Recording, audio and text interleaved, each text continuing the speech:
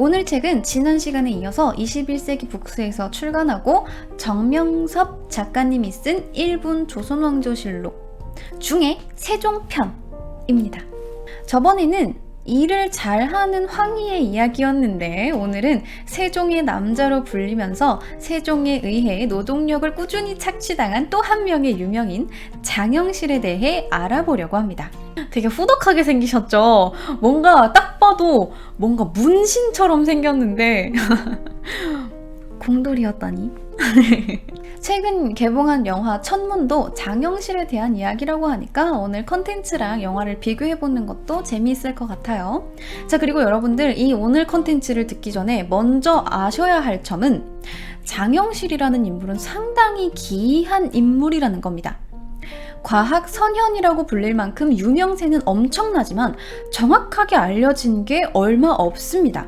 그가 언제 태어났는지, 언제 사망했는지, 어떻게 사망했는지도 알 수 없습니다.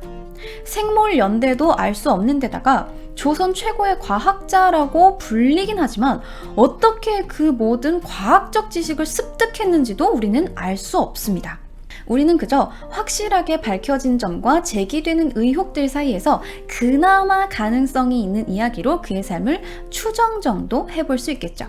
따라서 오늘 하는 이야기 중에 확실하게 장영실이 무엇을 만들었다라고 하는 조선왕조실록의 기록이나 혹은 연려실기술 등의 기록이 아닌 것들은 대부분 이럴 것이다 정도로 추정되는 이야기들입니다.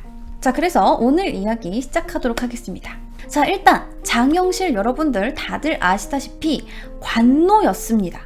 관노, 노비로 태어났다는 이야기예요. 그런데 좀 특이한 점은 그가 중국인과 한국인의 혼혈인 다문화 가정에서 태어났다는 점입니다. 기록 중에 장영실은 그 아비가 본래 원나라의 소주, 항주 사람이고 어미는 기생이었는데 라는 세종실록에 기록이 있어요. 장영실의 아버지는 장성휘라고 하는 소주 항주 출신의 귀화한 중국인이자 정삼품의 관직에 오른 사람이었거나 양민이었을 것으로 추정이 되지만 어머니가 확실하게 노비인 관기였어요. 관아의 기생이라는 뜻이에요. 그러니까 부모 한쪽이 노비면 자식 역시 무조건 노비가 되는 조선의 법도에 따라 어머니가 관노였기 때문에 장영실 역시 노비가 되는 거죠. 이 장영실의 아버지인 장성휘라는 사람에 대한 정보도 정확하게 알려진 것이 없는데 추정하기로는 아마도 무기 제조와 관련된 기술이 있는 귀화 중국인이었을 걸로 추정이 됩니다. 당시 조선은 건국 초기였잖아요. 아주 초기. 그러니까 기술자들도 많이 필요했고 그때 당시 장영실의 아버지가 기술자였고 이때 조선에 넘어와서 귀화했을 것이다 로 추정이 됩니다. 굳이 그 중국에서 넘어와서 한양도 아니고 더 먼 곳인 부산에까지 가서 살았다는 점이 이 가설을 뒷받침해줘요. 아마 당시 왜구의 침입이 잦았던 부산에서 왜구들을 막기 위해 무기 제조에 힘썼고 무기 제조 기술을 가진 장영실의 아버지가 부산에서 무기 제조를 하며 기술자로 있다가 동래현의 기생이었던 어머니를 만나 장영실을 낳았을 것이다 라는 이야기가 있어요. 장영실의 아버지와 어머니가 만난 것도 아마 귀화 정책 중 일부로 귀화한 사람들을 대상으로 관기와 혼인시켜서 정착하게 했거나 혹은 장영실의 어머니가 정실 부인이 아니었을 가능성도 있습니다. 자, 그러면 우리는 여기서 궁금증이 생깁니다. 장영실이라는 사람이 엄청난 과학자라서 막 자경루도 발명했고 천문기기도 다 발명했고 치국이도 그가 발명했다고 알고 있습니다. 하지만 치국이는 물론 문종이 고안해낸 거지만요. 만든 건 장영실입니다. 하지만 관노에 불과해서 제대로 된 교육을 받지 못했을 것 같은 그가 어떻게 무슨 방법으로 과학적 지식들을 가지고 이 모든 걸 발명해낼 수 있었을까요? 여기에 대해서는 여러 가지 추정이 가능합니다. 첫 번째로 일단 관노라고 해도 장영실의 아버지는 무기 제조 기술자였을 것으로 추정이 되기 때문에 아버지를 통해 금속 제조 기술에 대한 정보를 습득했을 수도 있죠. 그리고 두 번째로는 장영실의 성씨인 아산장 씨의 종친애가 주장하는 건데, 그의 아버지가 정삼품의 아주 높은 관직을 지닌 사람이었다라고 가정한다면 충분히 부유한 가정에서 우수한 교육을 받았을 수도 있다는 거죠. 장영실이 어린 시절부터 중국어와 아랍어 등의 학문적 교양을 갖추었다라는 이야기도 있는 걸 보면 이러한 가정도 충분히 가능성은 있어 보입니다. 자, 그리고 세 번째, 이 천문 기술에 관한 지식은 어디서 얻었을까?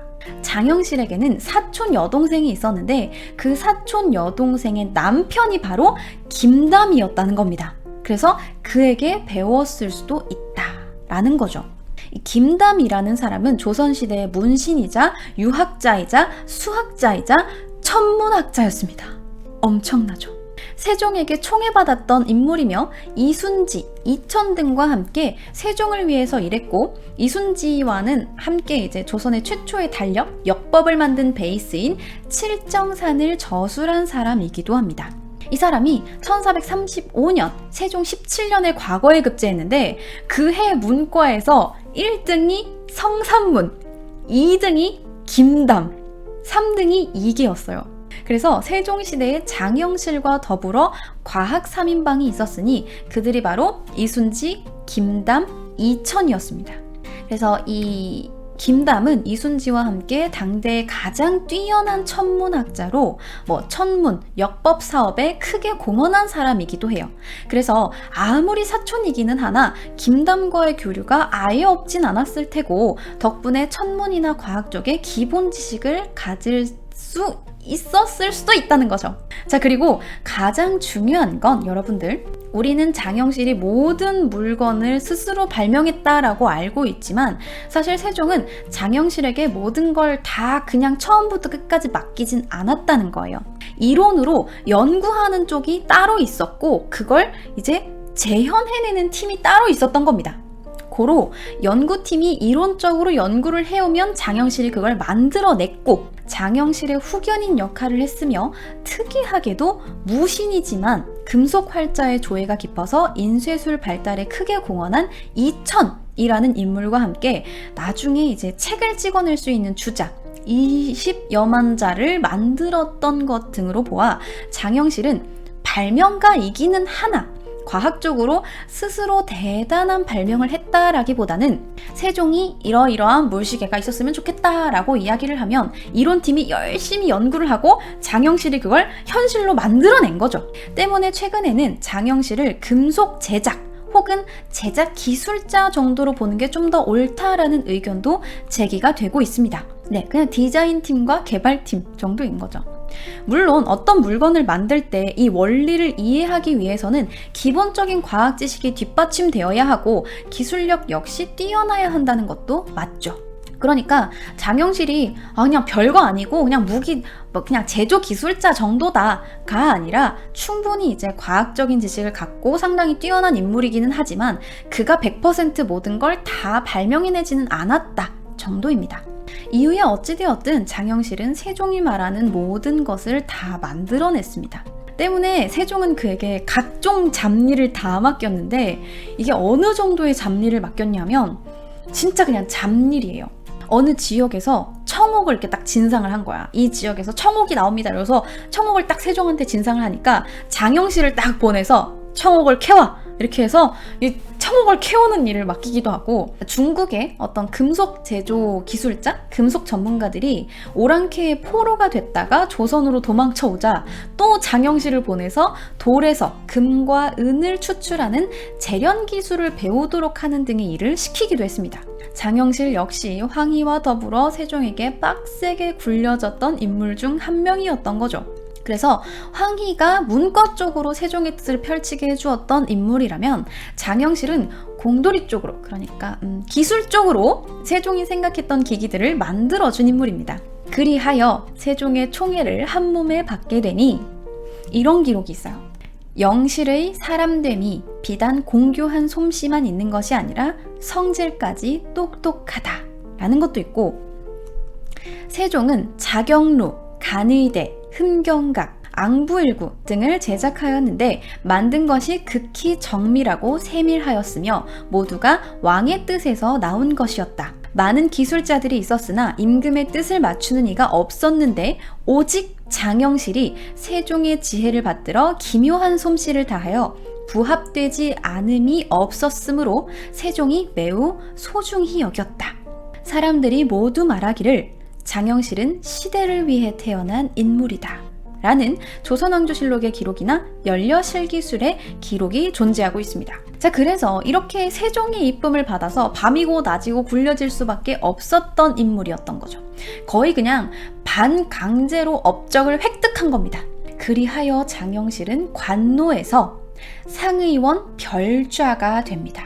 세종은 이 사람의 소질 파악을 엄청나게 잘했어요. 그러니까 무신한테 야, 너 활자 잘 만드는 것 같으니까 활자나 만들어봐라 이렇게 이야기를 했지. 그리고 박연이라는 사람한테도 그냥 문신인데 너 음악 한번 해봐라 이래가지고 막 그런 거 맡기고 그랬단 말이에요. 그러니까 세종이 되게 사람을 잘 봤는데 놀라운 사실은 처음부터 장영실을 알아봤던 건 세종이 아니라 태종이었습니다. 그런데 태종이 어떻게 장영실에 대해서 알게 되었고 언제 처음 만나서 장영실을 아끼게 되었는지에 대한 기록은 남아있지 않아요. 그래서 정확한 건 알 수가 없지만 아마도 이 건국초 인재가 필요했던 조선에서 각 도의 관찰사가 우수한 인재를 중앙에 추천하는 도천법이라는 제도가 있었고 이 추천 제도를 통해 이천이라는 아까 그 무신 있죠? 이천이라는 사람이 장영실을 추천하여 상의원에서 근무할 수 있었을 것으로 추정해 볼 수 있습니다. 이 상의원이라는 데는 왕과 왕비의 의복을 만들고 뭐 의복뿐만 아니라 장식물, 뭐 기물 이런 걸 다 제작을 하고 국내에 재화를 관리하는 곳이었기 때문에 손재주가 있고 기술이 뛰어난 사람들이 등용이 되었고 여기에 금속 제작 기술을 가지고 있었던 장영실이 근무하게 됐겠죠. 자, 근데 이렇게 맨 처음 장영실을 알아본 태종의 안목도 대단하지만 그를 가까이 두고 친히 굴릴 생각을 한 세종 역시 대단한 사람임이 틀림이 없죠. 자, 그래서 이 기록이 있어요. 장영실은 공교한 솜씨가 보통 사람보다 뛰어나므로 태종께서 보호하시었고 나도 역시 이를 아낀다 라고 했습니다. 자, 근데 세종이 아낀다는 건 무슨 의미죠? 이제 큰일 났다는 이야기입니다. 세종은 당시 장영실이 노비 신분으로서는 상상도 할 수 없는 파격적인 조치들을 시행했는데 그 중에 하나가 바로 노비인 장영실을 유학 보내준 겁니다. 연려실기술에 따르면 세종은 장영실에게 영실은 비록 지위가 천하나 재주가 민첩한 것은 따를 자가 없다. 너희들이 중국에 가서 각종 천문기계의 모양을 모두 눈에 익혀와서 빨리 모방하여 만들어라 하고 또 이르기를 이 무리를 중국에 들여보낼 때에 예부에 자문을 보내어 각종 천문서적을 무역하고 보루각, 흠경각의 혼천의 도식을 겨냥하여 가져오게 하라 하고 은양, 물산을 많이 주었다 라고 명령했다고 합니다. 그러니까 정말 대놓고 천문기기들을 모방하여 만들라고 했다는 거죠.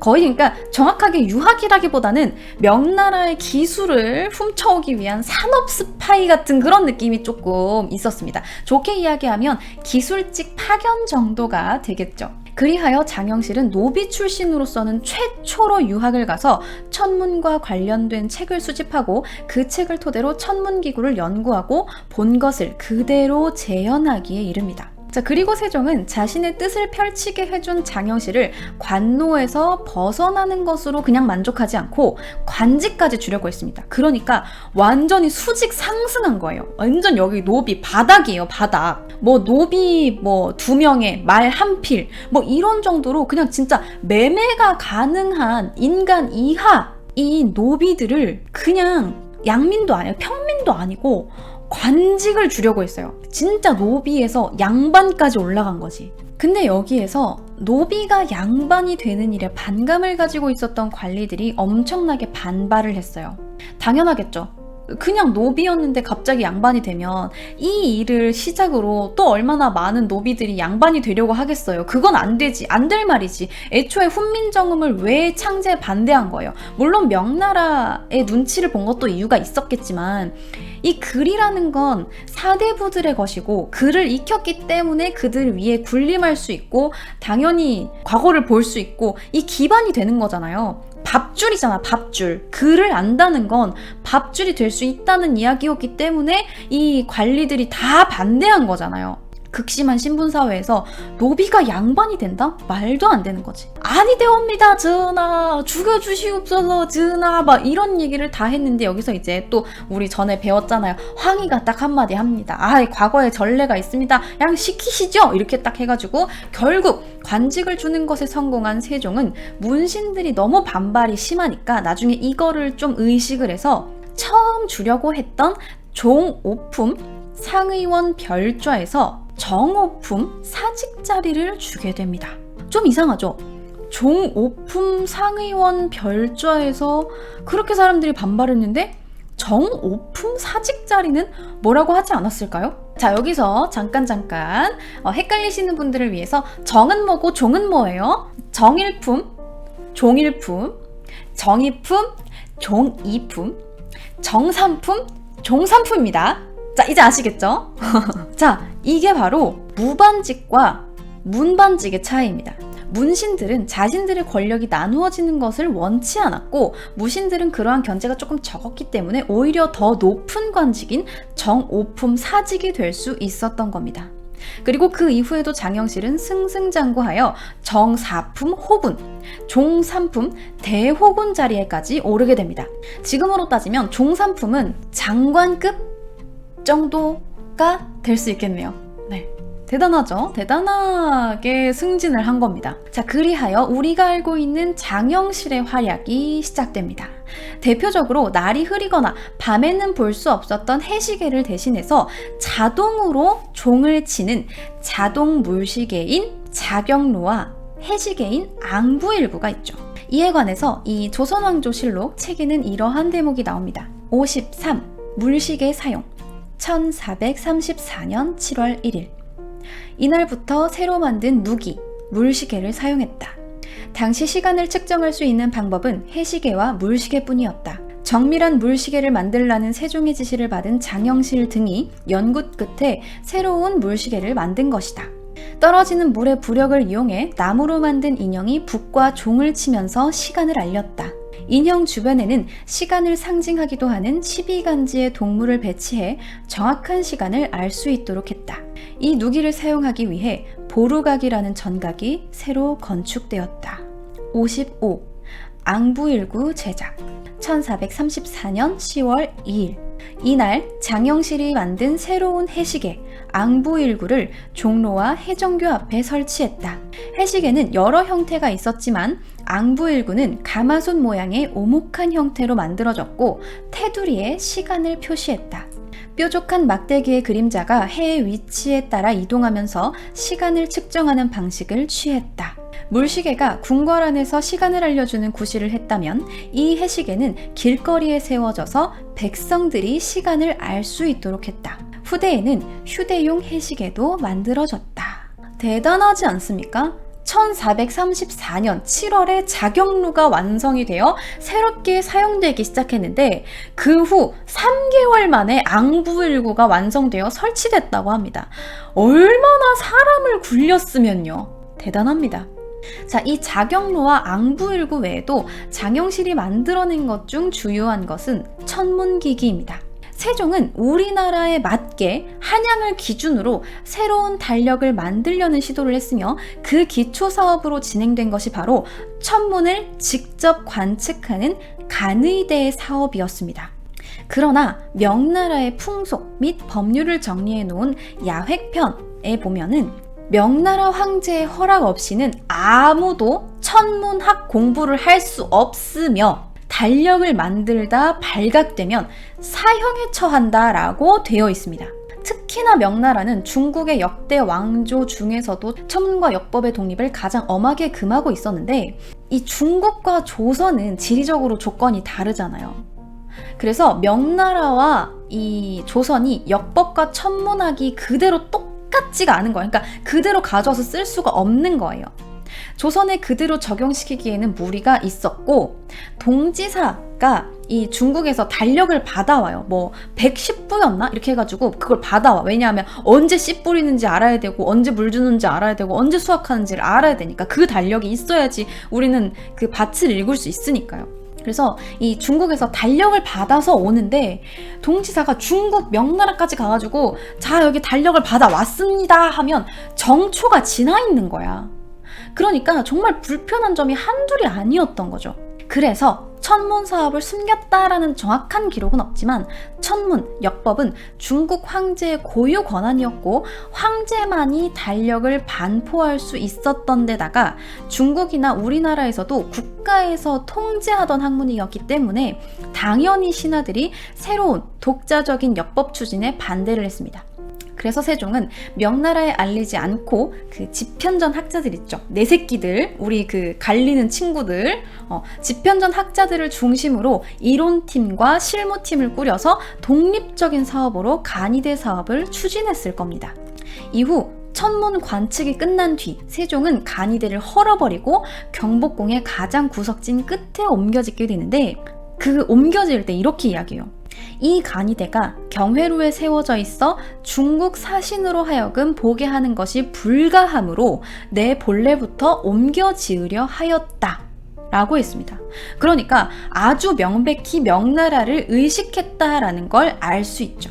자, 하지만 명나라 의식은 하지만 조선을 위해서 비밀리에 천문 연구와 독자적인 글을 만들어내려고 하는 세종의 뜻에 따라 장영실은 각종 천문기구와 물시계 등을 개발하고 나서 이 흠경각이라는 새로운 전각을 만들었고, 그곳에 자동 종합 물시계인 옥루를 설치하게 됩니다. 71. 장영실 흠경각 완성.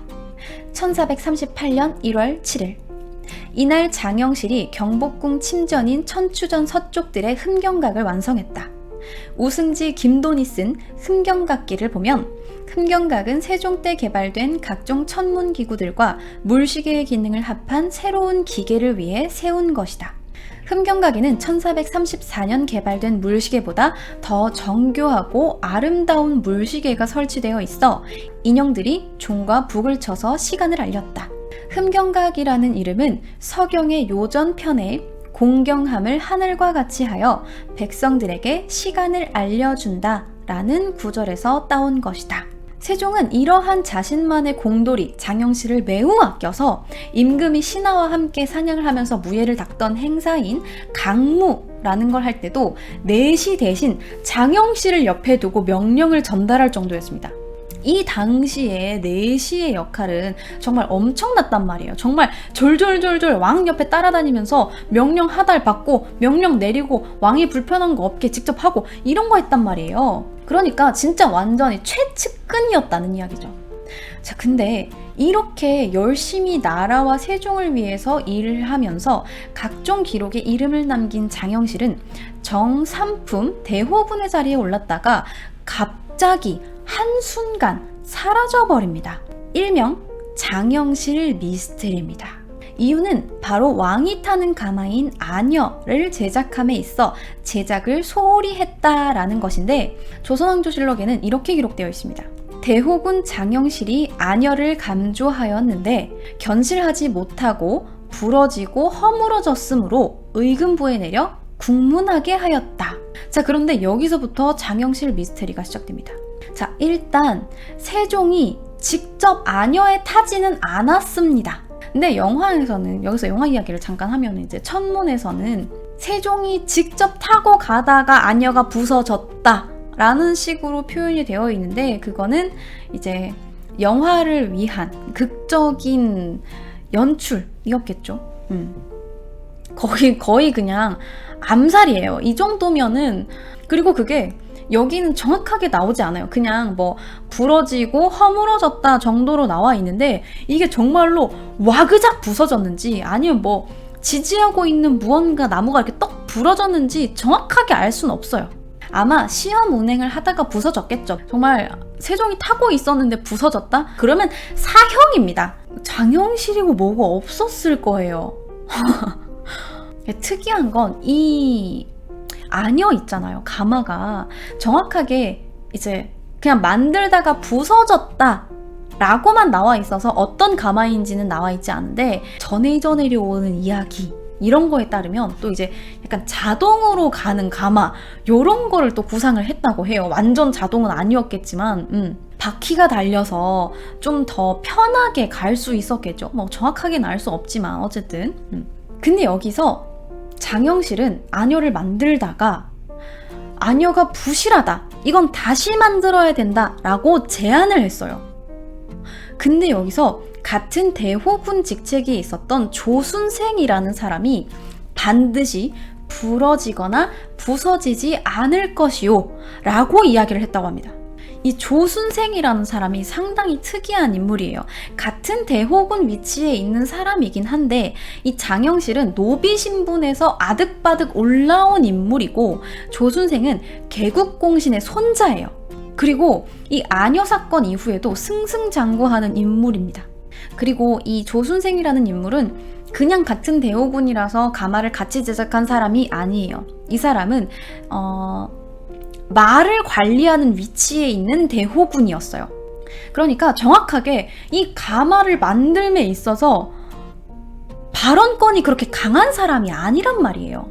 근데 어쨌든 이 뒷배경에 있어서 장영실이 밀렸고, 그러니까 이제 그 같은 대호군인 조순생이 괜찮아, 그거 안 부서진다고, 내가 안 부서진다 했잖아 이렇게 얘기하니까 그러면은 어쩔 수 없네요, 약간 이런 식으로 됐던 거예요. 그러니까 의견을 무시할 수가 없었던 거죠. 그리고 이 조순생이라는 사람이 이 아녀 사건 이후에도 승승장구하게 되는데, 되게 특이한 점은 이 조순생이라는 사람에 대한 특징을 딱 꼽았을 때 혈연도 있지만 바둑을 되게 잘 뒀다는 거예요. 그래서 이 사람에 대한 기록을 다 찾아보면은 바둑을 잘 두었다, 그래서 이 뭐 누구랑 같이 바둑을 두었다, 뭐 대군과 같이 바둑을 두었다, 누구와 함께 바둑을 두었다, 바둑을 매우 잘 두었다, 이런 식으로 돼 있어요.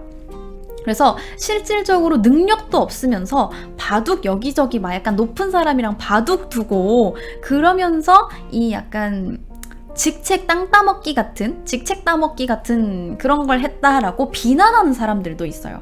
그리고 나중에는 어쨌든 약간 이게 좋지 않은 쪽으로 말리긴 했는데 승승장구하는 사람입니다.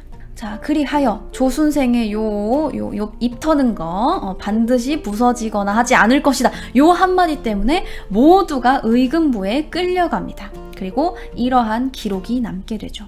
의금부에서 아뢰기를 대호군 장영실이 아녀를 감독하여 제조함에 삼가 견고하게 만들지 아니하여 부러지고 부서지게 하였으니 형률에 의거하면 곤장 100대를 쳐야 될 것이며, 선공 직장 임효돈과 녹사 최효남도 아녀를 감독하여 제조하면서 장식한 쇠가 또한 견고하게 하지 아니했으며, 대호군 조순생은 아녀가 견고하지 않은 곳을 보고 장영실에게 이르기를 반드시 부러지거나 부서지지 않을 것이요 라고 하였으니 모두 형률에 의거하면 곤장 80개를 쳐야 될 것입니다. 하니 임금이 장영실에게는 2등급을 감형하고 임효돈과 최효남에게는 1등급을 감형하며 조순생에게는 처벌하지 않도록 명하였다 라고 합니다. 지금으로 따지면 골프 치러 다니는 조순생이었던 거예요. 그리고 지금 이 아녀 사건에서도 조순생은 아무런 처벌을 받지 않아요. 지금 이렇게까지 장영실을 아꼈던 세종이면 뭔가 뭐 조순생이 이 정도 처벌을 하면 안 되니까 장영실도 같은 대호군이니까 그냥 뭐 처벌 좀 감형해주자 이렇게 나왔을 것 같은데, 오히려 장영실을 2등급 감형하고 다른 사람들은 1등급 감형하며 조순생은 처벌하지 않도록 하였다 라고 합니다. 세종 실망인데? 라는 생각이 조금 들죠. 자, 그래서 장영실은 최초 처분이 곤장 100대였으나 세종이 그나마 감형을 해줘서 장 80대를 맞았고, 조순생은 어떠한 처벌도 받지 않았으며 이 딱 한 번의 아녀 사건으로 인해 장영실은 삭탈관직당합니다. 자, 사위의 살인사건을 묵인하고 오히려 은폐하려고 했던 것과 더불어 여러 뇌물 사건을 휘말려도 그래? 황희가 뇌물을 받았어? 그래? 그렇다면 받은 만큼 나라에서 일을 해야지 라고 하면서 오히려 나라를 위해서 더 굴린다는 생각을 가진 세종이 오히려 이후 장영실을 단 한 번도 찾지 않았다라는 것은 특이합니다. 평소 장영실도 완전히 깨끗하진 않아요. 중간중간 뇌물 사건이 있기는 했어요.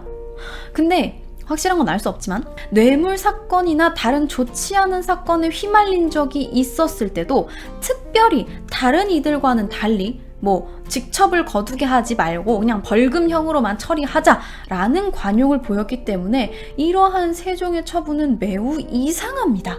능력만 있으면 조말생 봐요. 조말생 진짜 얼마나 많이 해먹었는데요. 진짜 적당히 해먹으면 에이 그냥 탈관직 아니 벌금 아이 그냥 일하는 정도 이렇게 해서 넘어갔던 당시 생각에 뇌물을 얼마나 받았으면 뇌물 받은 것만 따져서 사형감이었어요. 조말생은. 근데 세종은 그래? 사형할 정도로 뇌물을 많이 받았어? 그럼 받은 만큼 일을 해야지. 그러면서 조말생을 계속 써먹었단 말이야. 엄청나게. 그리고 황희도 봐봐요. 그 사위의 그 살인사건을 은폐하려고 했는데도 불구하고 계속 썼잖아요. 아이 몸이 아파요? 그러면 누워서 일을 보시죠. 아이 출근하기가 힘드세요? 지팡이를 들이죠. 이러면서 5만 가지를 다 갖다 붙여서 엄청나게 일을 시켰단 말이야. 안 좋은 일을 했으면 더 나라를 위해서 일을 해야 된다. 이런 마인드였는데 장영실이 요거 아녀 시험 운행하다가 조금 부서진 거. 다른 사람들도 봐봐요. 장 100대를 원래 맞아야 되는 다른 사람들의 이유도 그거예요. 그 종 같은 거야.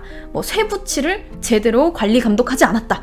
종이 하나 똑 떨어졌나 보지. 물론 그것도 좀 중요한 일이에요. 왕이 타는 가만데 종 하나가 떨어졌다는 건 다른 것도 떨어질 수 있다는 이야기니까 꼼꼼하지 않았다라는 거니까 당연히 이제 벌을 받긴 해야죠. 근데 이 장영실을 유독 아꼈던 세종의 처분이 좀 이상하다는 겁니다. 자, 그리고 더 특이한 건 곤장을 맞은 뒤, 맞긴 맞았어요. 곤장을 맞은 뒤 장영실의 행적에 대한 기록이 전혀 남아있지 않습니다. 아예 남아있지 않아요. 그냥 장영실이 장 80대를 맞았다. 이후에 죽었다. 살았다. 어디에 살게 되었다. 귀양을 갔다. 유배를 갔다. 아무것도 없어요. 이때 같이 벌을 받았던 다른 사람들은 나중에 계속 다시 올라와요. 같이 벌을 받았던 사람이 어찌 해가지고 다시 불러들였다. 이런 기록이 있거든요. 근데 장영실은 맞고 나서의 기록이 아예 없어요. 물론 확실하진 않지만 추정하기로는 당시 장영실의 나이가 환갑이거나 그쯤 됐을 것으로 추정을 하면 장 80대 맞고 사망했을 수도 있어요. 근데 사망했으면 기록에 남아 있었어야죠. 장영실이 장을 맞고 그 이후에 앓다가 시름시름 앓다 죽었다. 이렇게 남아 있어야죠. 근데 그런 기록도 없다는 거예요. 자, 그래서 그간 세종의 남다른 관심과 이 장영실의 재주 등을 고려해 볼 때 황희에 비해 아직 창창했던 장영실이 그대로 사라진 건 상당히 석연치 않은 구석이 많습니다. 이에 여러 가지 이야기가 이제 전해져 내려와요. 요 장을 맞았다 이후에 여러 갈래로 이제 결론이 갈리거든요. 사람들마다. 그래서 첫 번째는 간의대 사업으로 인한 명나라와의 외교 문제로부터 장영실을 보호하려고 했다. 라는 게 있어요. 세종이 장영실을 감춰둔 거다. 그러니까 이거 약간 스포 같은데 영화에서는 그런 맥락으로 나온단 말이에요. 이 천문의기를 제작을 했다라는 건 명나라에 반했다라는 거고 그 주체가 장영실이었기 때문에 물론 세종이지만 만든 게 장영실이니까 그 주체가 장영실이었기 때문에 명나라에 끌려가서 거의 사형을 면치 못할 위기에 처했다. 때문에 세종은 이 아녀 사건을 만들어서 혹은 아녀 사건의 처벌을 강화함으로써 장영실에게 장을 때리고 더 이상 찾지 않음으로써 그를 그냥 묻어둔 거다. 보호한 거다. 라는 주장이 있어요. 좀 세종을 좋아하는 사람들은 이 주장에 힘을 싣고 있습니다. 왜냐하면 우리가 알고 있는 그 세종은 애민정신으로 똘똘 뭉친 분이고 그 자기가 좋아하는 관리들을 절대 가만두지 않았거든요. 얼마나 끝까지 부려먹었어요. 황희 보세요. 그러니까 이 장영실을 그 이후에도 부르지 않았다. 어떻게든 불렀을 텐데 부르지 않았다라는 건 상당히 이상합니다. 자, 그리고 두 번째 주장은 천문의기 프로젝트가 끝나서 장영실이 더 이상 필요 없게 되었다. 그래서 찾지 않은 것이다. 라는 이야기도 있어요. 그리고 보시면 아시겠지만 아까 제가 이야기했잖아요. 간의대를 허물고 구석으로 옮겼다 라는 게 장영실이 파직된 바로 다음 해에 있었던 일이에요. 바로 다음 해에 간이대를 바로 허물어 버렸거든요. 왜냐하면 간이대를 만든 이유가 뭐예요? 우리나라의 천문을 관측하고 우리나라만의 역법을 만들기 위해서잖아요. 달력을 만들기 위해서. 근데 우리는 이미 다 관측을 할 만큼 했고 달력 만들 만큼 만들었고 역법 그냥 끝났어. 그러니까 더 이상 간이대가 필요하지 않다는 거예요. 굳이 거기에다가 간이대를 만들어 놔서 명나라 사신들의 심기를 불편하게 할 필요가 없다라는 거죠. 그러니까 지금 장영실이 한 게 뭐예요? 간이대 했죠. 뭐 기타 등등 물시계 만들었죠. 그 물시계도 거의 지금 완성형이에요. 그러니까 장영실이 굳이 더 이상 필요가 없었다. 그러니까 장 80대 때리고 이후에 더 이상 찾지 않았다 라는 주장이 있는 겁니다. 이것도 가능성은 있어요. 근데 여기에서 제 생각, 이거는 100% 제 생각이에요. 보세요. 지금 장영실이 만든 게 그냥 천문의기, 자경로가 아니란 말이에요. 지금까지 장영실이 한 게 뭐예요? 석등잔을 만들어라. 뭐 가서 청옥을 캐와라. 가가지고 금과 은을 추출하는 기술을 알아와라. 입니다. 그러니까 굳이 무언가 발명을 하지 않더라도 잡일을 시킬 수 있는 장영실을 고작 환갑밖에 안 됐잖아요. 황희에 비하면 물론 당신은 상당히 오래 산 거지만 황희에 비하면 아직 창창하단 말이에요. 걸어 다닐 수 있으면 일을 해야죠. 라는 이런 마인드를 가진 세종이 그를 더 이상 찾지 않았다라고 생각을 하면 저는 그 장영실을 보호하려고 했다라는 쪽이 조금 더 마음이 갑니다. 뭐 요거는 조금 개인적인 생각이지만 네, 이건 제 생각이 여러분들의 생각은 또 다를 수 있죠. 자, 어쨌든 확실한 건 없어요. 우리가 알 수 있는 건 없습니다. 왜냐하면 기록이 없기 때문이죠. 자, 그리고 어쨌든 이러한 미스테리를 갖고 있음에도 불구하고 장영실이라는 인물이 조선시대에 미친 영향이 엄청나다는 건 사실입니다. 자, 이렇게 오늘 1분 조선왕조실록이라는 책에 대해서 알아봤고 여기에 담겨있는 이야기 장영실에 대한 이야기는 여기까지입니다.